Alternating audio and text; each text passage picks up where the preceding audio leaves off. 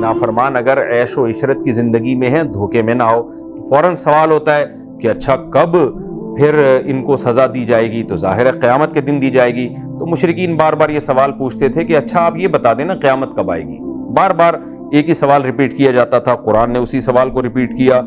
قرآن کہتا ہے یسألونک، پھر یہ لوگ آپ سے پوچھتے ہیں عن الساعہ، قیامت کے بارے میں، ایان مرساہا، وہ کب آئے گی. قل، اے نبی آپ ان سے کہہ دیجئے انما علمها عند ربی، اس کا علم صرف اور صرف، انما کا معنی صرف اور صرف، عند ربی میرے رب کے پاس ہے. اصل میں مشرکین یہ اس لیے پوچھتے تھے کہ آپ کو جب ٹائم نہیں پتا قیامت کا تو اس کا مطلب آپ کو قیامت کے بارے میں نالج ہی نہیں ہے، اور آپ جو یہ دعویٰ کر رہے ہیں نا قیامت آئے گی، یہ دعویٰ ہی غلط ہے. جیسے جج جو ہے نا وہ مدعی سے یا گواہوں سے ڈیٹیل پوچھتا ہے، اگر وہ ڈیٹیل بتانے سے عاجز آ جائیں تو جج ان کی گواہی کو رد کر دیتا ہے. تو یہی انداز مشرکین نے اختیار کیا کہ بھئی اگر آپ کو پتہ ہے کہ قیامت آئے گی تو آپ بتا دینا کہ ٹائم کیا ہے اس کا. لیکن نبی صلی اللہ علیہ وسلم اور تمام پیغمبر، قرآن کہتے ہیں ہر پیغمبر سے یہ سوال کیا گیا اور ہر پیغمبر نے ایک ہی جواب دیا گیا، ہمیں یہ تو پتہ ہے کہ قیامت آئے گی، یہ نہیں پتہ ہے کہ کب آئے گی. تو اس کو عام گواہوں پہ قیاس نہیں کر سکتے، اس لیے کہ جب ایک عام گواہ کہتا ہے فلاں نے چوری کی اور وہ چوری کا ٹائم نہیں بتاتا یا چوری کا کیا دن نہیں بتاتا تو یہ اس کی واضح علامت ہے کہ یہ جھوٹ بول رہا ہے. لیکن قیامت کے بارے میں اگر پیغمبر ٹائم نہ بتا سکے تو یہ اس کی علامت نہیں ہے کہ معاذ اللہ پیغمبر صلی اللہ علیہ وسلم غلط بیانی سے معاذ اللہ کام لے رہے ہیں. یہ اس کی علامت نہیں، اس لیے کہ پیغمبر وہ کچھ بتا رہے ہیں جو اللہ نے بتایا، تو جتنا اللہ نے بتایا اتنا تو بتائیں گے، جو نہیں بتایا وہ کیسے بتائیں گے. اس لیے اللہ نے کہہ دیا نبی سے آپ کہہ دیں کہ علمھا عند ربی، کب آئے گی یہ مجھے نہیں پتا ہے. اور دیکھیں یہ بھی نبی صلی اللہ علیہ وسلم کے سچے ہونے کی بہت مضبوط دلیل ہے. معاذ اللہ کوئی جھوٹا نبی ہو تو کتنے آرام سے کہہ سکتا ہے کہ وہ 500 سال کے بعد آئے گی. بھائی جب اگر کسی کا مقصد حکومت ہو، ریاست ہو، دولت ہو تو وہ کہہ سکتا ہے کہ 100 سال کے بعد آئے گی. ان کو پتا ہے کہ بھئی یہ لوگ تو سارے مر چکے ہوں گے اور ہم بھی دنیا سے جا چکے ہوں گے، تو میں کہہ دیتا ہوں کہ جی 100 سال کے بعد آئے گی، یہ لوگ میری بات پر ایمان لے آئیں گے. اچھا جی ان کو تو ڈیٹ کا پتہ ہے، اب ہم ایمان لے آتے ہیں آپ کی بات پر. کیونکہ بار بار وہ کہتے تھے آپ ڈیٹ بتائیں، نبی تاریخ نہیں بتاتے تھے. تو کہتے ہیں اس کا مطلب آپ کو نالج ہی نہیں ہے قیامت کے بارے میں، تو آپ کا دعویٰ ہی غلط ہے. تو کہہ دیتے آپ صلی اللہ علیہ وسلم 100 سال کے بعد آئے گی. 100 سال کے بعد کس نے زندہ رہنا تھا؟ تو آپ کو جو مالی مفاد اور جو کچھ بھی ریاست اور عہدہ چاہیے ہوتا وہ تو مل جاتا نا، سارے لوگ ایمان لے آتے. لیکن نہ پیغمبر کبھی بھی، جو سچا پیغمبر ہوگا وہ غلط بیانی سے کام نہیں لے گا. اس لیے نبی نے بتا دیا کہ نہیں ہے، مجھے نہیں پتا کب آئے گی قیامت. بار بار جب بھی یہ سوال پوچھا گیا آپ نے فرمایا یہ علم میرے پاس نہیں ہے. بہت کلیئر دعویٰ ہے پیغمبر صلی اللہ علیہ وسلم کا. تو آپ نے فرمایا کہ قل انما علمھا عند ربی، کہہ دیجئے اس کا علم صرف میرے رب کے پاس ہے. لا یجلیھا لوقتھا الا ھو، نہیں ظاہر کرے گا اس قیامت کو اس کے وقت کے لیے مگر وہ اللہ. اس اللہ کے سوا کوئی بھی اس کو ظاہر نہیں کر سکتا. لائے گا بھی وہی اور اپنے ٹائم پہ لے کر آئے گا.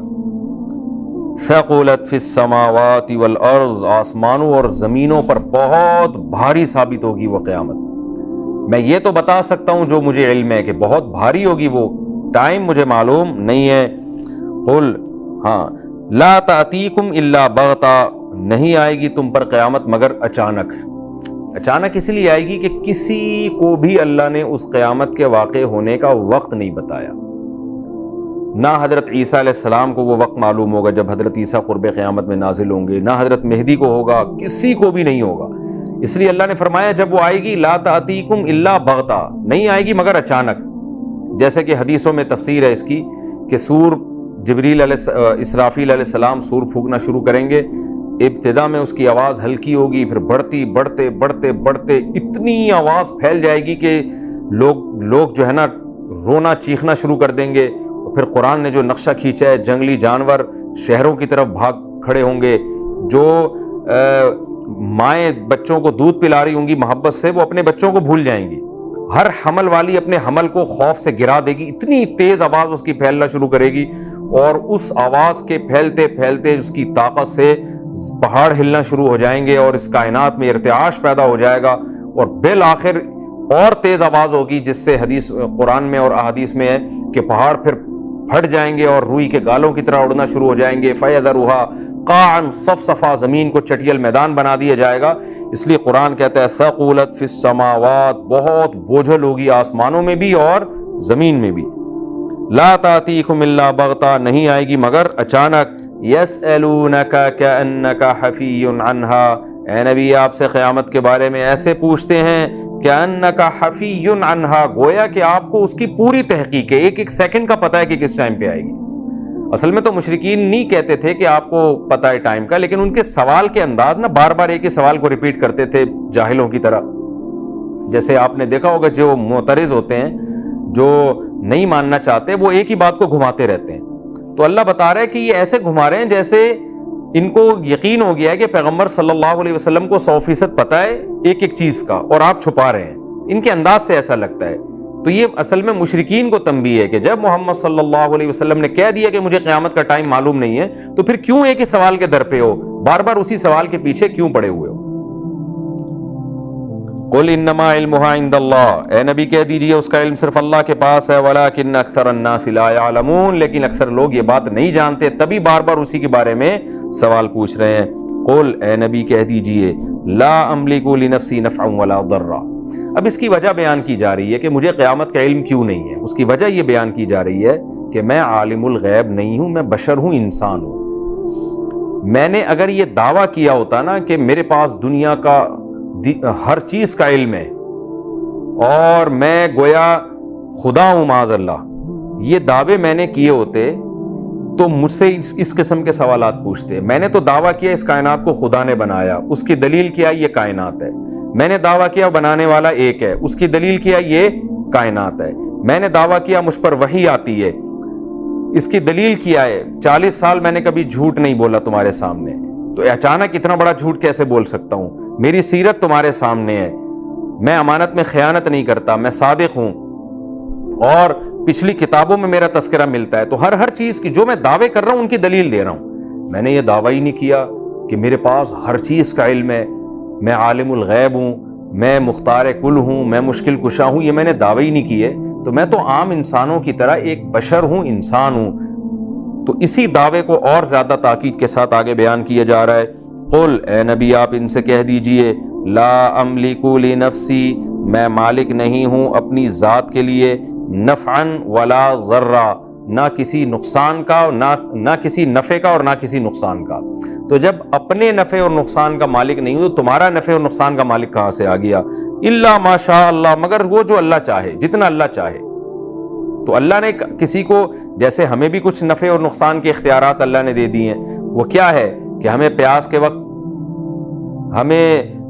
وقت پانی کی طلب ہوتی ہے, ہم پانی نہیں پئیں گے تو نقصان ہو جائے گا. اس کا اللہ نے ہمیں اختیار دیا ہے کہ آپ جاؤ بھائی کولر سے پانی نکال کے پی لو, پی لیں گے تو ہمیں فائدہ ہو جائے گا. تو اسباب کے تحت جو اختیارات آتے ہیں وہ الا ماشاء اللہ میں داخل ہے, کہ وہی اختیارات ہیں جتنے اللہ نے دیے ہوئے ہیں, جو جس کی لاجک ہے, جو اسباب کے تحت آتے ہیں. تو اس سے زیادہ مجھے اختیارات نہیں ہیں. وَلَوْ كُنْتُ أَعْلَمُ الْغَيْبَ, اور اگر میں غیب کا علم جانتا, جیسے کہ تم بار بار کہہ رہے ہو قیامت بتائیں کب آئے گی, قیامت بتائیں کب آئے گی, گویا میں نے عالم الغیب ہونے کا دعویٰ کیا ہے. تو میں غیب کا علم اگر جانتا تو کیا ہوتا؟ لَسْتَكْثَرْتُ مِنَ الْخَيْرِ, میں بہت ساری خیریں جمع کر لیتا, یعنی ہمیشہ فائدے میں رہتا میں. وَمَا مَسَّنِيَ السُّوءُ, اور مجھے کبھی کوئی پریشانی نہ ہوتی. دیکھیں یہ کتنا زبردست اصول اور ضابطہ بیان کیا گیا ہے.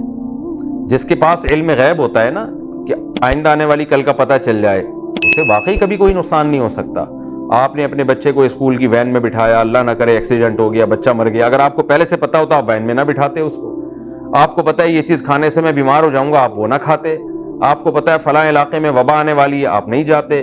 آپ کو پتا ہے کہ میں جو ہے یہ کام کروں گا, اس کے نتیجے میں یہ نقصان ہوگا, تو آپ وہ کام نہ کرتے. آپ صلی اللہ علیہ وسلم کو غزوہ احد میں آپ کے ساتھیوں کو شکست ہوئی, جس وجہ سے شکست ہوئی, اگر نبی کو پہلے پتا ہوتا کہ اس وجہ سے ہو سکتی ہے تو وہ وجہ ہی آپ ختم کر دیتے. آپ صلی اللہ علیہ وسلم نے 70 کے قریب بڑے بڑے حفاظ صحابہ کو تبلیغ کے لیے بھیجا. جن کے پاس بھیجا وہ سارے منافق تھے, انہوں نے سب نے قتل کر دیا آپ صلی اللہ علیہ وسلم کے ساتھیوں کو, اور آپ 1 مہینہ آپ نے ان کے لیے بد دعا کی ہے. اگر آپ کو پہلے پتا ہوتا کہ یہ منافق لوگ ہیں, یہ جھوٹ بول رہے ہیں, ان کو تبلیغ کی ضرورت نہیں ہے, یہ جھوٹے بن کر آئے ہیں میرے ساتھیوں کو قتل کرنے کے لیے, تو کیا آپ صلی اللہ علیہ وسلم بھیجتے ان کو؟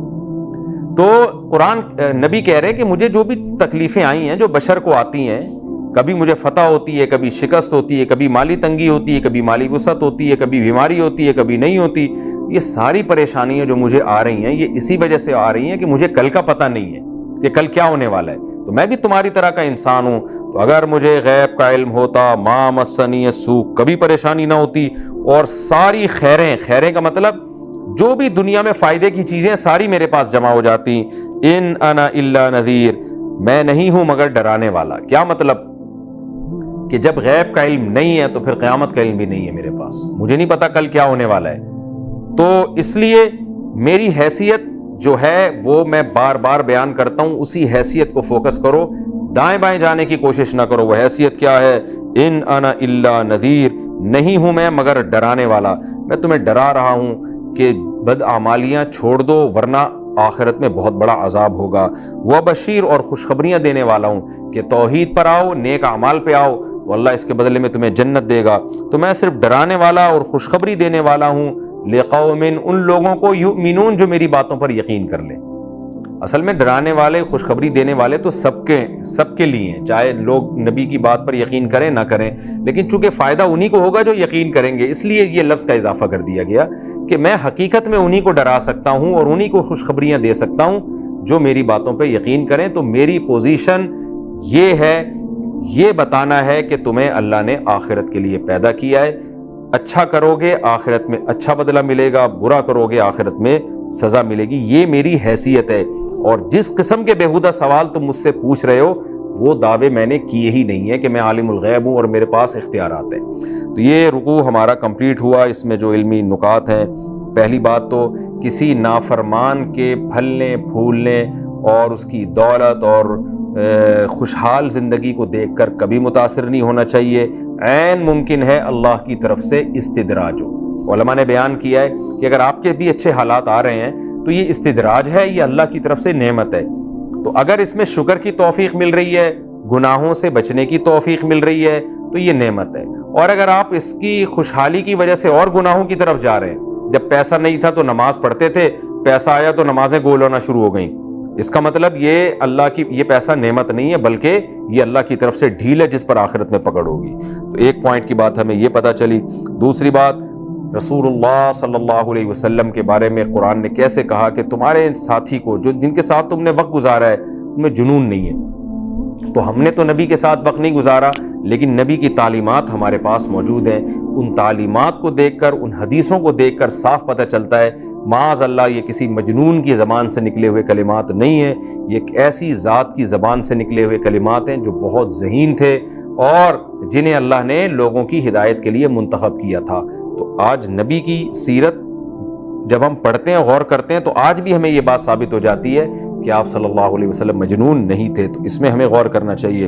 پھر کائنات میں غور کرنے کی فضیلت اللہ نے بیان کی ہے, اور پھر اللہ نے اس میں یہ بیان کیا کہ یہ بھی سوچا کرو کہ تمہاری موت کا وقت کہیں قریب تو نہیں آیا, تاکہ آخرت کی کچھ فکر پیدا ہو. اور یہ بھی بتا دیا کہ آخرت, قیامت کا یقینی علم کسی کے پاس نہیں ہے. علامتیں بیان کی گئی ہیں, تو کچھ لوگ کہہ رہے ہوتے ہیں 10,000 سال کے بعد قیامت آئے گی, کچھ کہہ رہے ہیں 5,000. سب فضول باتیں ہیں. جب نہیں بتایا تو اس کا مطلب ہمیں نہیں پتا کب آئے گی قیامت. علامتیں بتائی گئی ہیں, ان علامتوں سے ایک اندازہ لگایا جا سکتا ہے, لیکن وہ بھی کوئی یقینی چیز نہیں ہے کہ اس سے آپ اسپیسیفک ٹائم بتا دیں قیامت کا. اور یہ بھی یاد رکھیں تمام چیزوں کے بارے میں, حضرت عیسیٰ بھی نازل ہوں گے, حضرت مہدی بھی, یاجوج ماجوج بھی, ان چیزوں میں سے کسی چیز کا ٹائم نہیں بتایا گیا. تو جب مبہم رکھا گیا تو مبہم ہی رہنے دیں اس کو. لوگ پیش گوئیاں کر رہے ہوتے ہیں 2000 فلاں میں آ جائیں گے امام مہدی 2000, یہ سب غلط باتیں ہیں. نبی صلی اللہ علیہ وسلم نے جس چیز کو اجمالی طور پر بیان کیا, آپ اس کو اجمالی طور پر ہی رکھیں. اور یہ بھی پتہ چلتا ہے کہ ہمارے نبی صلی اللہ علیہ وسلم بشر تھے, انسان تھے, نہ غیب کا علم رکھتے تھے اور نہ مختار کل اور مشکل کشا تھے. آپ تمام انسانوں میں سب سے افضل انسان اور اللہ کے پیغمبر, لیکن تھے بہرحال انسان. اور تمام بشری لوازمات جو ایک عام انسانوں کے ساتھ ہوتے ہیں, بیمار ہونا اور پریشانیوں میں مبتلا ہونا, کبھی خیر آنا کبھی شر آنا, یہ تمام چیزیں پیغمبر صلی اللہ علیہ وسلم کے ساتھ بھی تھیں.